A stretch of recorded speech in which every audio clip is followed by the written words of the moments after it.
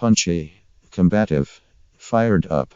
Jeremy Corbyn's first speech as Labour hit the campaign trail on Thursday was a taste of how the party hopes to turn its status as the underdog in June's general election to its political advantage. Corbyn does not relish the mannered conflicts that take place across the dispatch box in the House of Commons, but he is happiest at packed rallies of enthusiastic supporters, or out meeting members of the public. His team hope they can turn his authenticity to good use, and capitalize on Labour's status as the political underdog, written off by Westminster and much of the media. Labour viewed last year's Brexit vote as a kick up the backside for the political establishment, and a cry for help from voters who feel abandoned by politicians. And the party hopes Corbyn's message of smashing cozy cartels will appeal to those people. There are several pitfalls with this approach. One is about detailed policy. Corbyn's close allies, including his Director of Communications and Strategy, Sms Milne, have long been convinced that a spring election was a possibility, and the shadow cabinet announced a flurry of policies over the Easter break, including free school meals and a £10 an hour minimum wage by £2020. But headline-grabbing announcements are one thing, and a costed, worked-out manifesto is another. One senior advisor told The Guardian policies in some areas were hastily being drawn up on the back of an envelope.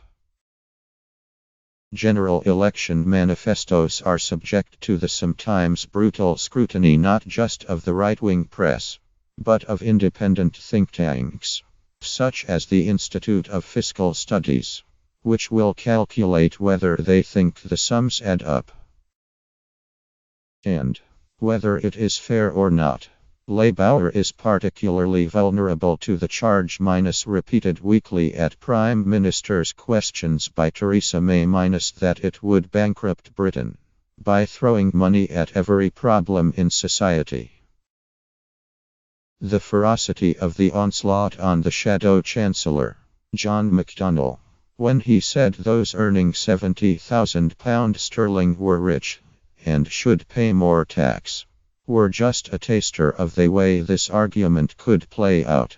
Veterans of the 1992 campaign, when Neil Kinnock failed to boot the Tories out of office, remember the power of the Labour's tax bomb attacks. A second pitfall with Corbyn's populist playbook is that it may be too late for the party to get a hearing, if voters have already decided he is weak on security, or a lackluster leader or that Labour is too riven by internal conflict to govern the country, a message the Tories intend to hammer home they may not be prepared to listen. The third pitfall is Brexit.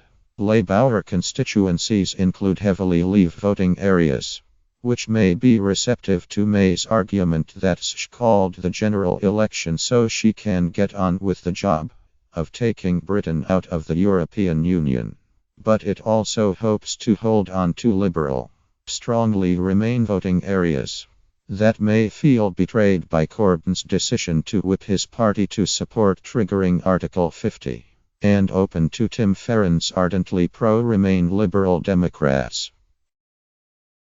Corbyn was introduced on Thursday by Dawn Butler, the Brent MP who was one of those who resigned from the shadow cabinet rather than accept the party whip and vote for Article 50, underlining how the party is struggling to negotiate the issue.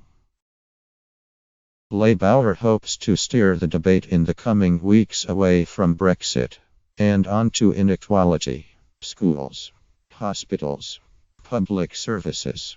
But judging by the way May handled PMQs on Wednesday, strafing Labour backbenchers with disobliging past comments about their leader, they will have to fight hard to shift the agenda. As the rambunctious Leave campaigners showed last year, the political establishment sometimes get it badly wrong. But Corbyn and his close advisors, many of them veterans of decades-long battles on the left, are never happier than when they are the underdog. And sometimes with the latest polls showing Labour lagging up to 24% behind, they have a mountain to climb.